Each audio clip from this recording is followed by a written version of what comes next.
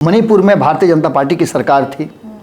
मणिपुर में जो नहीं होना चाहिए वो सब कुछ हो रहा था। जब मणिपुर के राज्यपाल आकर के दिल्ली में डेरा डालते हैं, बैठते हैं और पूछते हैं कि क्या किया जाए, तो कोई भी जवाब उनको नहीं मिलता है। पर मोदी का जो बयान था वो कहीं ना कहीं आरएसएस की नाराजगी का कारण था। मुजरा, मंगलसूत्र और भैंस चोर, ये सब क्या था? आरएसएस के कार्यकर्ता भारतीय जनता पार्टी के साथ कदम ताल करते थे, लेकिन इस चुनाव में वो नहीं नजर आया। पनोरमा ग्रुप, जो सोचता है वो करता है, आपके अपने सपनों का आशियाना। नमस्कार, भारत लाइव देख रहे हैं आप और ये चर्चा गर्म है। देखिए, अभी जो बिहार की राजनीति का माहौल है, इसमें सबसे पहले अगर किसी चीज के मायने निकाले जाएं तो वो है मुलाकातों के मायने। आप देख रहे होंगे कि आए दिन बंद कमरे में, रात के अंधेरे में, दिन के उजालों में कितनी मुलाकातें हो रही है, और ये मुलाकातें जानबूझ के सामने लाई जा रही है। चिराग पासवान अब पहले वो लेते थे नरेंद्र मोदी से गुरु मंत्र, लेकिन अब वो गुरु मंत्र ले रहे हैं सीएम नीतीश से। जीतन राम मांझी मिल रहे हैं। क्या चल रहा है? क्या चिराग और नीतीश की दोस्ती कुछ तय करेगी, या फिर चिराग और सीएम नीतीश की दोस्ती एनडीए में कुछ भूचाल लाएगी? तमाम मुद्दों पर चर्चा करेंगे। देखिए, आरएसएस भी अब बीच में घुस चुका है। जिस तरीके से आरएसएस ने अपने हाथ में कमान ले ली है और बीजेपी के दिग्गज नेताओं को अब आरएसएस ने एड्रेस करना शुरू कर दिया है, एक्शन लेने के लिए मजबूर कर दिया। तमाम मुद्दों पर वापस से चर्चा करेंगे। देखिए, नीतीश नायडू चिराग की तिगड़ी तय करेगी मोदी शाह का भविष्य। आरएसएस ने माहौल भाप लिया, यू टर्न ले लिया। बाबा, क्या हो रहा है? अब चिराग क्या कर रहे हैं? देखिए, इसमें चिराग को एक जगह खड़ा कर दीजिए, लेकिन चिराग से आगे की बात हम कर रहे हैं। सबसे बड़ी बात यह है कि इन 10 सालों में जो इस देश में सरकार चली, भारतीय जनता पार्टी की अगुवाई में एनडीए था, एनडीए नाम का था। भारतीय जनता पार्टी को पूर्ण बहुमत आया, और पूर्ण बहुमत आने के बाद उसने 10 साल बिना किसी रोक टोक के, बिना किसी निर्बाध गति से, जो मन में आया, जिस तरह से मन में आया, जो नीतियां अपनानी थी, जो आरएसएस पिछले लंबे समय से 70-80 सालों से, 90 सालों से जो लगातार आरएसएस एजेंडा अपना तय किए हुए था, उस एजेंडे पर काम कर रही थी। और बहुत सारे एजेंडों को तय भी किया गया और उस पर फाइनल भी हुआ, जैसे धारा 370 हुआ, 35 से हुआ, वगैरह वगैरह, जितने भी चीज़ें थी, इन सभी चीज़ों पर हुआ। लेकिन 10 साल के बाद, हम बार बार कहते हैं कि दशा 10 साल के बाद बदलता है। भाजपा की भी दशा बदली, और ये दशा बदलने का काम जब 2014 में ये सरकार आई थी, पहली बार पूर्ण बहुमत की सरकार, तो आरएसएस और भारतीय जनता पार्टी दो एक्सिस थे, दो धुरी थे। यानी कि कहीं ना कहीं ऐसे भारतीय जनता पार्टी आरएसएस पर टिकी हुई थी और इसी पर नाचती थी। लेकिन ये तुमको भी पता है, सारी दुनिया जानती है कि हर चीज़ का एक समय होता है, अवधि होता है। कभी कभी कुछ समय से पहले भी हो जाता है। और ये पीरियड जो था, जो पूर्ण बहुमत की सरकार आना और आरएसएस और भारतीय जनता पार्टी के लिए, जैसे कोई शादी होता है तो नहीं लगता है कि शादी बहुत बढ़िया से संपन्न हो गया, कोई नाराज नहीं हुआ, सब कोई खुश होकर के गया। लेकिन होता क्या है कि शादी के बाद बातें लोग करते हैं, वो बातें करते हैं, और उसके साथ साथ जिसकी शादी हुई है उस लड़का लड़की में ही तलाक हो जाता है, या उनका पीरियड खत्म हो जाता है। कोई ना कोई ऐसी तलखी सामने आ जाती है। बाकी सब खुश रहे, उससे कोई लेना देना नहीं है। बाकी कोई नाराज भी हो जाए तो उससे कुछ नहीं होता है। लेकिन लड़का और लड़की अगर संतुष्ट नहीं है तो ऐसी स्थिति में वो संबंध आगे नहीं चलता है। और यही हुआ कि भारतीय जनता पार्टी ने रिजेक्ट कर दिया आरएसएस को कि अब आपकी जरूरत मुझे नहीं है। ये बात 10 साल के बाद जून में सरकार बनी थी, और नवंबर में, 4 नवंबर को मैंने एक आर्टिकल देखा जो आया हुआ था अमर उजाला में। उस आर्टिकल को जब मैंने पढ़ा था, मैं उस समय की बात कर रहा हूँ, और हम लोगों ने जो खबरें की थी 2014 में कि क्या आरएसएस और भारतीय जनता पार्टी के बीच में द एंड हो गया, इसी बात को लिखा था कि हनीमून पीरियड जो है वो खत्म हो गया। मात्र 6 महीने में ये शादी टूट गई। अब इस बात को आप समझिए कि 10 साल के बाद यही बात कह करके भारतीय जनता पार्टी अति उत्साह में, जिस तरह से जेपी नड्डा ने इस चुनाव के दौरान जो अपनी बात को रखा, कहलवाया गया उनसे, ये ठीक है, उनसे कहलवाया गया। उनके साथ बहुत सारे लोग हैं, एक पूरा का पूरा उनका कुनबा है जो कहीं ना कहीं इस बात की तरफ इशारा करता है, देखता है, सब कुछ है।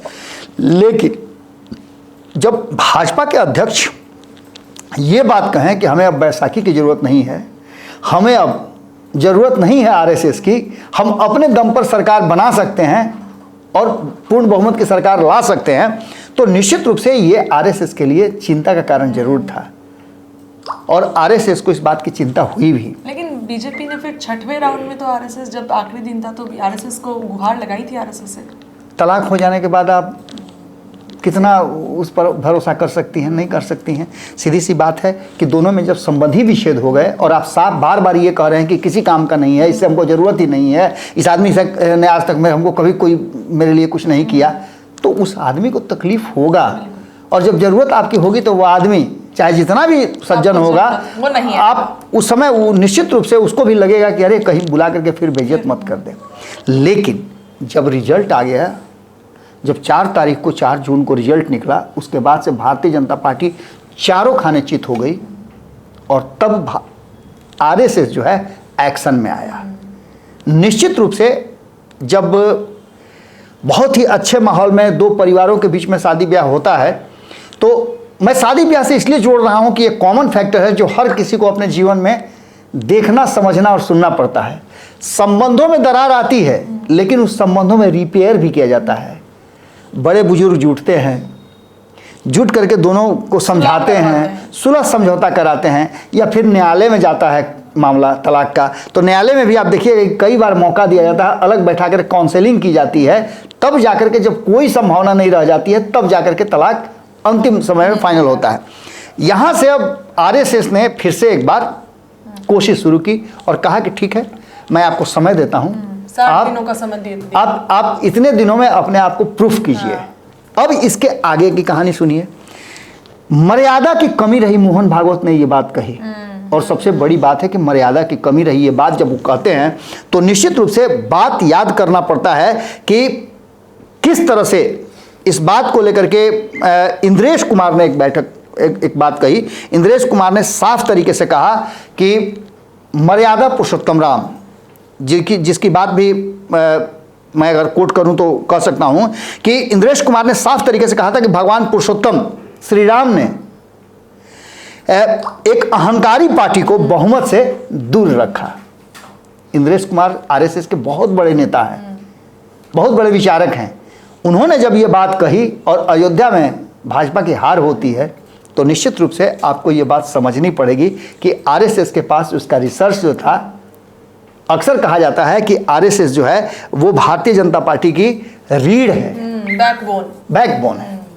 इन सारी बातों के साथ साथ सिर्फ वहीं नहीं रुके मोहन भागवत, उन्होंने कई मुद्दे पर कहा। आपको याद होगा 2-3 दिन पहले मैं बात कर रहा था तो मैंने किसी पत्रकार से सुना था, उन्होंने भी मेरी बातों का समर्थन किया था कि जब मणिपुर जल रहा था, मणिपुर में भारतीय जनता पार्टी की सरकार थी, मणिपुर में जो नहीं होना चाहिए वो सब कुछ हो रहा था। जब मणिपुर के राज्यपाल आकर के दिल्ली में डेरा डालते हैं, बैठते हैं और पूछते हैं कि क्या किया जाए, तो कोई भी जवाब उनको नहीं मिलता है। और यहाँ तक कि उस पत्रकार ने ये भी बात कही कि राज्यपाल ने रो करके कहा कि अब मुझसे बर्दाश्त नहीं हो रहा है, मैं देख नहीं पा रहा हूँ जो हो रहा है। लेकिन उसके बावजूद भी कान पर जूं तक नहीं रहेंगी भारतीय जनता पार्टी की। इस बात का कहीं ना कहीं खुलासा मणिपुर को लेकर के सरकार के रवैये से भागवत बहुत नाराज, और इस नाराजगी ने देश भर में भारतीय जनता पार्टी की एक अलग छवि, डुअल छवि बनाई। भारतीय जनता पार्टी की जो छवि थी, उस छवि को दोहरी रणनीति वाली पार्टी के रूप में सामने लाके खड़ा कर दिया, जिस भारतीय जनता पार्टी को कहा जाता था कि वो अपने आइडियोलॉजी से इधर उधर नहीं हो सकती है। इसके साथ साथ मोहन भागवत यही नहीं रुके, मोहन भागवत ने वो पूरा का पूरा केस स्टडी किया जो और उस केस स्टडी में उन्होंने कहा कि ठीक है, अल्पसंख्यक भी हमारे देश के हैं, हम सर्वधर्म समभाव का देश हैं, हमारे देश के संविधान में ये बात लिखी हुई है, अधिक बच्चे पैदा करने वाले। पर मोदी का जो बयान था वो कहीं ना कहीं आरएसएस की नाराजगी का कारण था। उसके लिए और भी बहुत सारी बातें हैं, लेकिन चुनाव में ये शब्द नहीं कहे जाना चाहिए थे। इसके अलावे मुजरा, मंगलसूत्र और भैंस चोर, ये सब क्या था? इस तरह की ये कहीं ना कहीं अहंकार बोल रहा था। भारतीय जनता पार्टी के जो ये गुजरात लॉबी है, इसको गुजरात लॉबी ही कहा जाता है। गुजरात लॉबी कहीं ना कहीं बोल रहा था ये लगातार अहंकार में बोल रही थी और उसे लग रहा था कि 10 साल तो हम पूर्ण बहुमत की सरकार थे, इस बार भी आएंगे और इस बार आएंगे तो इस देश को ही हम हिंदुत्व घोषित कर देंगे, हिंदू राष्ट्र घोषित कर देंगे। लेकिन अब यहाँ इसके आगे मोहन भागवत ये भी बात कहते हैं। मोहन भागवत बड़े रिसर्चर हैं, बड़े थिंकर हैं। वो लगातार सरकार को सपोर्ट करते रहे और उनका सरकार पर 6 महीने तक तो दबाव रहा है। 2014 के चुनाव से पहले ही उन्होंने सारी स्ट्रेटजी रची। आरएसएस के कार्यकर्ता भारतीय जनता पार्टी के साथ कदम ताल करते थे, लेकिन इस चुनाव में वो नहीं नजर आया। उन्होंने कहा कि मर्यादा और संयम विपक्ष को कभी भी शत्रु नहीं बल्कि प्रतिपक्ष के रूप में देखता है। विरोधी शत्रु नहीं होते हैं, वो प्रतिपक्ष होते हैं जो आपके पक्ष की बातों को ऐसे नहीं समर्थन करते। आप घर में कोई सामान खरीद के लाती हैं, पहले होता था, अब तो बहुत कम होता है। अब तो आपको डब्बा बंद सब कुछ मिलने लगा है, ऑनलाइन पैकेजिंग करके सारा चीज़ बिकता है। लेकिन हम लोगों को याद आता है कि जब हम लोगों के घर में खेत से अनाज आता था तो हमारे घर की महिलाएं क्या करती थी कि उसमें छलनी होता था, हाँ, छानती थी। उस छलनी में ऐसे ऐसे हिला करके उसमें जो मिट्टी उट्टी रहता था उसको रह जाता था और अन्न जो है वो अलग अलग माने माप का बना हुआ रहता था। दलहन तेलहन के लिए अलग हुआ करता था, क्योंकि तेलहन जो होता है जिसे तेल निकलता है वो काला और पीला वाला बहुत छोटे छोटे दाना होता है, तो उसके लिए झाड़ने वाला अलग होता था। और बड़े बड़े अनाज जो होते हैं, मोटे अनाज, उसके लिए अलग होता था कि जिसमें अनाज नीचे आ जाता था और बाकी का चीज़ ऊपर रह जाता था। तो इस तरह से छान छून करके जो चीज़ें सामने आती हैं उसको लेकर के उन्होंने कहा कि कहीं ना कहीं भारतीय जनता पार्टी जो है वो अहंकार रहित नेता या नेतृत्व को ही लोकतंत्र में नेतृत्व का जिम्मा दिया जाता है, या सही लोकतंत्र वही चला सकते हैं जिसमें किसी भी तरह का कोई अहंकार नहीं हो। अहंकार रहित व्यक्ति ही सरकार चला सकता है। लेकिन उनका सीधा कहना था कि कहीं ना कहीं हमारी पार्टी भारतीय जनता पार्टी के भीतर अहंकार आ गया है, सीधे हमले किए जा रहे हैं। यही चीज तो महाराष्ट्र में भी हुआ, पूरे देश में। एक सेवक ऐसा हो सकता है जो अहंकार रहित हो। आप अपने आप को मर्यादा पुरुषोत्तम राम की तरह कहते हैं। प्रधानमंत्री नरेंद्र मोदी ने क्या कहा कि मुझे इसके लिए चुना गया था, यानी कि आप उनके तरह आचरण करना चाहते हैं। आपने खुद को प्रधान सेवक कहलाया, पूरी पार्टी ने प्रधान सेवक कहा, हमने भी कहा कि हाँ प्रधान सेवक। लेकिन उस प्रधान सेवक बनने के लिए आपको अहंकार रहित होना पड़ेगा। वही आदमी सेवा कर सकता है जो संयम रखता हो, जिसमें सहनशीलता हो, जिसमें संघर्ष की क्षमता हो, जो धरती की तरह स्थिर हो। वो आदमी धरती के सीना को चीर करके आप अन्न उपजाती हैं, कभी चिल्लाई है क्या? कभी नहीं चिल्लाई है। तो ऐसे व्यक्ति को कहीं ना कहीं नेतृत्व मिला और वो नेतृत्व को अपने पास नहीं रख पाए। मोहन भागवत का कहना ये भी है, यानी कि जो वर्तमान परिस्थिति बनी है उससे आरएसएस काफी डरी हुई भी है और नाराज भी है। ऐसी स्थिति में आरएसएस माहौल को भांप रही है, उसको भांप करके वो कहीं ना कहीं इस बार यू टर्न लेने की कोशिश कर रही है। निश्चित रूप से बिहार में जो स्थिति है और पूरे देश में जो स्थिति है, इन सभी बातों को लेकर के वो आगे कहानी अगर आपको बताएं तो इस्लामोफोबिया ये शब्द का उपयोग किया है मोहन भागवत और आरएसएस ने, कि इस्लामोफोबिया से कहीं ना कहीं अति आत्मविश्वासी जो ये दो लोग हैं वो रहे हैं। और भाजपा के लिए वास्तविकता की जांच जो है, मुखपत्र जो है उनका है ऑब्जर्वर, ऑर्गेनाइजर है जो, हाँ। मुखपत्र है आरएसएस का। ऑर्गेनाइजर ने लिखा है कि ये जो रिजल्ट आया है ये अति आत्मविश्वासी पार्टी के लोगों के लिए कहीं ना कहीं वास्तविकता की जांच थी। आप कितना जमीन पे हैं, कितना धरातल पे हैं, कितना जमीन से ऊपर है, कितना हवाबाजी कर रहे हैं, ये सारे चीज़ का फैसला हो गया। और बड़ी लंबे समय के बाद, 10 साल के बाद आप उस जगह पे आके खड़ा हो गए जहां आप अपने एजेंडा को लागू नहीं कर सकते हैं। बार बार आपको अपने एजेंडा को वापस लेना पड़ता है या उसको ठंडे बस्ते में डालना पड़ता है। बहुत उदाहरण है बाबा। बिल्कुल बिल्कुल। अब चिराग पासवान को ही ले लीजिए, जिस तरीके से चिराग पासवान, और इसके बाद जिस तरीके से जम्मू कश्मीर में वो 44 लोगों की लिस्ट आई थी, आप उसको तुरंत 15 कर दिए। बहुत सारी बातें हैं। आप देखिए ना, आपके साथ आपके सहयोगी खड़े नहीं हैं, वो इंडिया गठबंधन के साथ खड़े हैं। आपके सहयोगी जाकर के इंडिया गठबंधन की मीटिंग में बैठते हैं, काहे के लिए? तो आप भाई फिलिस्तीन का मदद छोड़ करके इजराइल का कैसे करने लगे? फिलिस्तीन हमारा दोस्त था, आप इजराइल को आर्म सप्लाई कर रहे हैं, ऐसा क्यों कर रहे हैं? और जाकर के उनके बड़े पार्टनर जाकर के इंडिया गठबंधन की मीटिंग में बैठ करके और ये अनाउंस करते हैं कि हमारे देश के प्रधान को चाहिए कि वो अपनी स्ट्रेटजी में बदलाव लाएं, अंतर्राष्ट्रीय नीतियों में बदलाव लाएं। इसके साथ साथ एक सबसे महत्वपूर्ण और अहम बात है कि आरएसएस भारतीय जनता पार्टी का फील्ड फोर्स, ग्राउंड फोर्स हुआ करता था।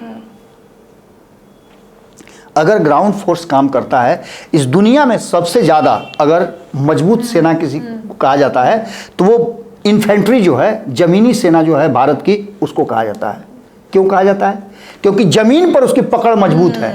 आप हवा में कितना भी कलाबाजी खा लीजिएगा, लेकिन आइएगा तो जमीन पर ही ना, टटरा देगा।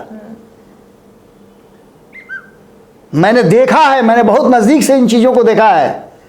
मैंने अपने पिताजी से बहुत सारी कहानियां सुनी हैं, कई युद्ध में वो शामिल हुए हैं, और मुझे भी थोड़ा बहुत मौका मिला है नज़दीक से सेना को देखने का। तो ऐसी स्थिति में उस सेना के पास और इन्फेंट्री के पास जो हमारी ज़मीनी सेना है, वो दुनिया की सबसे मजबूत सेना कही जाती है। कहा यह जाता है कि अगर ये सेना, ज़मीनी सेना, हमारे देश की किसी भी देश के साथ अगर टाई अप कर ले या उस देश को मिल जाए तो पूरे दुनिया को अपने कब्जे में कर सकता है। दैट मीन्स कि भारत की ज़मीनी सेना जो है, स्थल सेना जो है, बहुत मजबूत है। खैर, इन सारी बातों को लेकर के अपने वर्क फोर्स को ही, जमीनी जो फोर्स है उनका, उसको ही भारतीय जनता पार्टी ने भुला दिया। इसके अलावे आपको बता दें कि एक बहुत इंपॉर्टेंट बात आप याद कीजिएगा खुशी, कि मैंने खास करके भारत लाइव के दर्शकों को तो याद होगा ही, मैंने 3 दिन पहले राम माधव का जिक्र किया था, याद है आपको? मैंने कहा था कि वो राम माधव हैं जो जम्मू कश्मीर के मामले में बहुत ज़्यादा चर्चित थे। बीच में वो पूरी तरह से गायब हो गए थे, लेकिन अचानक से जब ये रिजल्ट आया, उसके बाद राम माधव सामने आए, और राम माधव ने पुनः वापसी करने के बाद जो बातें उन्होंने कही है वो बड़ा ही महत्वपूर्ण। उन्होंने कहा है कि भारत एक बार फिर से गठबंधन की राजनीति के दलदल में फंस गया। बिल्कुल, ये कितनी बड़ी बात है आप समझिएगा। और छोटा है लेकिन बात बहुत बड़ी बात उन्होंने कही है, और ये बहुत बड़ी बात इसलिए है कि भारतीय जनता पार्टी ने वो नहीं किया जो उसे करना चाहिए था। एक व्यक्ति की पूजा होती रह गई और दूसरा व्यक्ति उसकी पूजा कराने के लिए लगा रहा, यानी गुजरात लॉबी का फिर से चर्चा यहाँ होगा। राम माधव ने जो बात कही है वो आप लोगों ने तो देखा नहीं होगा, कहानियों में जरूर पढ़ा होगा, इतिहास के पन्नों में पढ़ा होगा कि 70 के दशक में जब इस देश में सरकारें बदलने लगी तो जिस तरह से हम कपड़ा बदलते हैं उस तरह सरकार बदल रही थी, हमारे प्रधानमंत्री बदल रहे थे।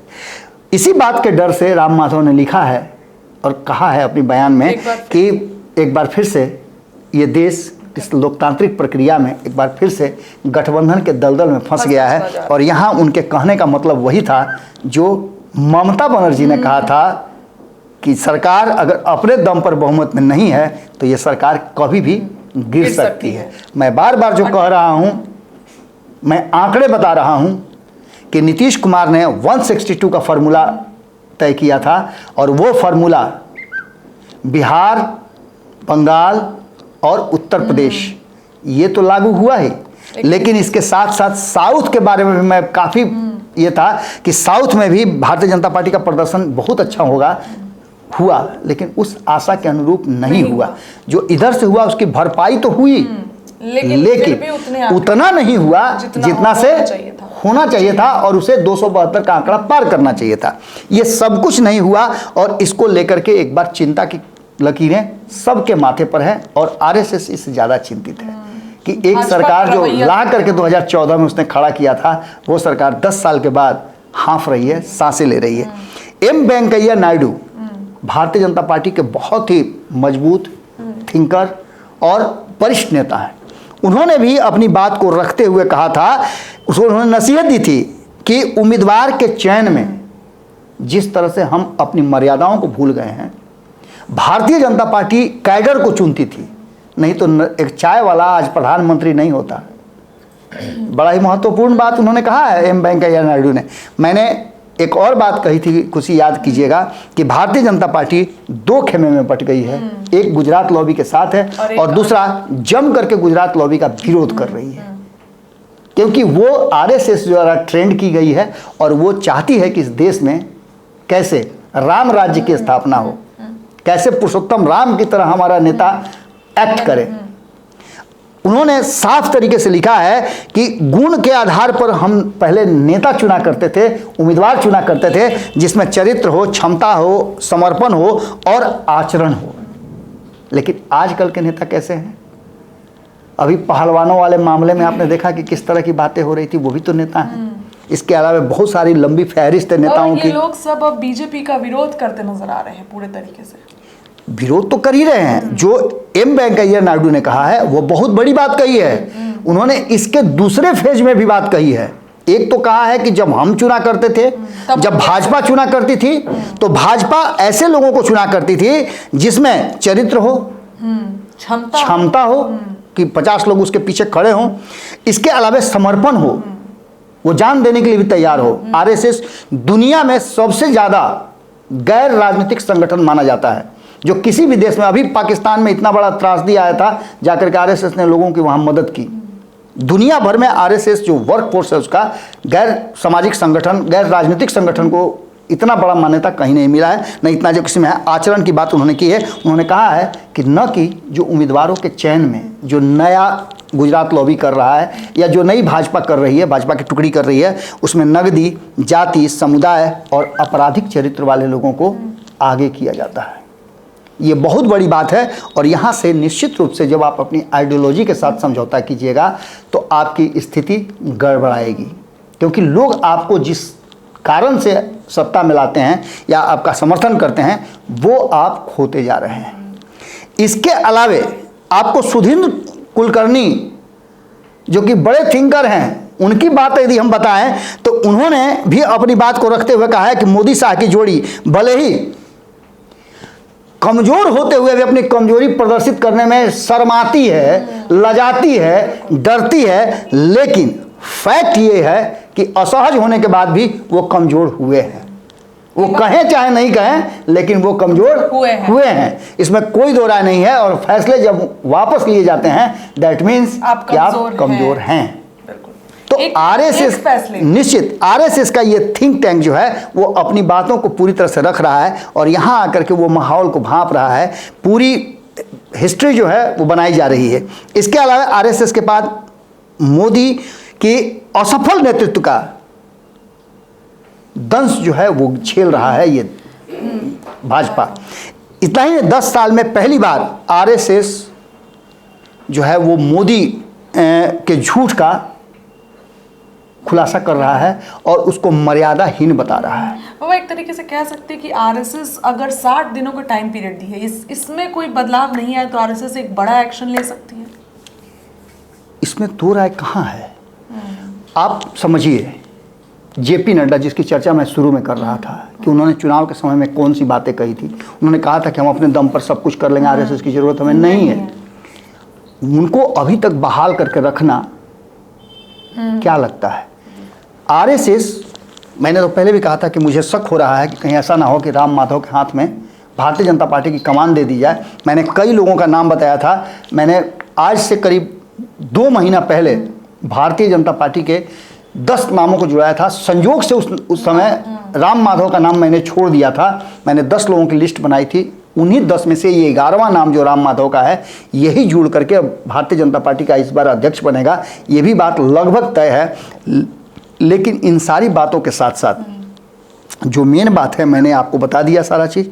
आरएसएस का पूरा हमने केस हिस्ट्री बता दिया कि आरएसएस ने पूरा केस हिस्ट्री करके रखा है कि कहाँ कहाँ ये दोनों फेल हुए हैं, कहाँ कहाँ इन दोनों ने पार्टी पर कहा जाए तो ओवरलैप किया है, कहाँ कहाँ इन्होंने लोगों से मंत्रणा नहीं की है, विचार नहीं किया है, और कहाँ कहाँ आरएसएस को इन्होंने झटका दिया है। आरएसएस 10 साल से इंतजार कर रही थी कि कोई तो हमसे पूछे। आरएसएस नहीं पूछने के बावजूद भी रिसर्च कर रही थी, अपनी बातें जानकारी इकट्ठा करके भेज रही थी कि यहाँ ये कमी है, यहाँ ये कमी है, लेकिन नहीं मान रहे थे। यही कारण था कि कांग्रेस को सत्ता से बेदखल क्यों किया गया, तो कांग्रेस इसी तरह की नीतियों को अपनाया करती थी। उसी कांग्रेस से निजात दिलाने के लिए भारतीय जनता पार्टी ने एक नया भारत बनाने की बात कही थी, जिसके पीछे दौड़ पड़ा था पूरा यूथ और देश की जनता। आज वही भारतीय जनता पार्टी के दोनों नेतृत्वकर्ता, प्रधानमंत्री और गृह मंत्री, कटघरे में खड़े हैं और आम जनता के नहीं, विपक्ष के नहीं, बल्कि उन्हीं के संगठन, मातृ संगठन आरएसएस के सामने। अब ऐसी परिस्थिति में आप समझ सकती हैं कि कितनी विकट परिस्थिति है, जो मैं बार बार कह रहा हूं कि हो सकता है कि नीतीश कुमार, जिनको आगे बढ़ाने की बात की जा रही है, जिनको ममता बनर्जी ने अगुआ बना दिया है, जिनको लेकर के कांग्रेस ने पूरी तरह से, हमारे यहाँ कहा जाता है कि बकुली के लेखा सी टेढ़ हो गई। आपने देखा है जो छड़ी लेकर के हमारे यहाँ बड़े बुजुर्ग घूमते हैं, छाता का कमानी आपने देखा होगा, ऐसे ऐसे घुमा हुआ रहता है डंडी। उसी तरह से कांग्रेस जो है वो बाह फैला करके नीतीश कुमार को कह रही है कि आप आइए, समर्थन लीजिए और बनिए प्रधानमंत्री। ये सारी परिस्थितियां अगर रातों रात हो जाती हैं, अगर इसमें देर हुआ या प्लानिंग बनाने में कहीं चूक हुई, या फिर भारतीय जनता पार्टी को ये पता चल गया कि इस तरह का कुछ प्लानिंग बन रहा है, तब तो ये खेल भंडोल हो जाएगा।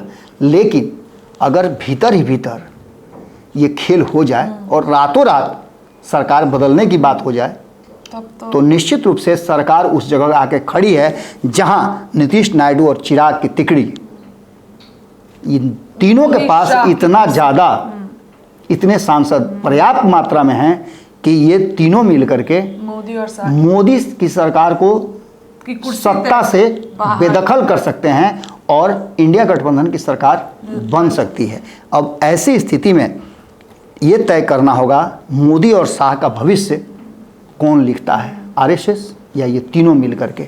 आरएसएस ने एक जो दायरा है वो सीमित कर दिया है। आरएसएस के पास एक जो फाइनल कॉल जो है वो कर दिया है। अब इन सारी परिस्थितियों को लेकर के मोदी के दोहरे चरित्र, चेहरे और स्पीक, इन सब पर आरएसएस, दोहरे चरित्र का मतलब राजनीतिक रूप से दोहरे चरित्र की मैं बात कर रहा हूं, उनके व्यक्तिगत चरित्र की बात नहीं कर रहा हूं। राजनीतिक चरित्र में वो एक जगह जो बात कहते हैं वही दूसरी जगह नहीं कहते हैं। अगर उत्तर प्रदेश में हिंसा हो रही है, उत्तर प्रदेश में बलात्कार हो रहे हैं, तो वो बलात्कार उतना ज़्यादा महत्वपूर्ण नहीं है जितना बंगाल में हो रहे हैं। बिल्कुल। तो ऐसी स्थिति में इस चरित्र को, राजनीतिक चरित्र को दोहरा चरित्र कहा जाता है। डबल स्पीक की बात है कि आप कहते कुछ और हैं, करते कुछ और हैं, आपकी बातों में कोई दम नहीं है। उत्तर प्रदेश क्यों, बिहार में भी अगले दिन हुआ। बिल्कुल। मैं बिहार का नाम इसलिए नहीं कर रहा हूं कि बिहार में कंबाइंड सरकार चल रही है। मैंने 2 इंडिपेंडेंट सरकारों की बात की है, दोनों जगह 2 इंडिपेंडेंट सरकार। मैं महाराष्ट्र का भी नाम ले सकता था, मैं और भी राज्यों का नाम ले सकता था, लेकिन मैंने 2 इंडिपेंडेंट सरकार का नाम लिया, जिसमें एक जो भाजपा लीड है और दूसरा जो टीएमसी लीड है। मैं उसकी बात कर रहा हूं। अब ऐसी स्थिति में आप समझ सकती हैं कि जो ग्राफ लगातार गिर रहा है उसको रिपेयर कैसे किया जाएगा। कभी कभी होता क्या है कि गाड़ी आप इतना ज़्यादा ठोक देते हैं कि मिस्त्री कहता है कबाड़ी में बेच दीजिए, अब रिपेयर होने लायक नहीं है। तो ऐसा ना हो कि आरएसएस जिसको थोड़ा सा और मोहलत देना चाहती है, हल्का फुल्का इधर उधर ठोका रहा है, टकरा रहा है, वो कहीं ऐसा ना हो कि ऐसा एक्सीडेंट कर दे फिर गाड़ी को कबाड़ी में डालना पड़े।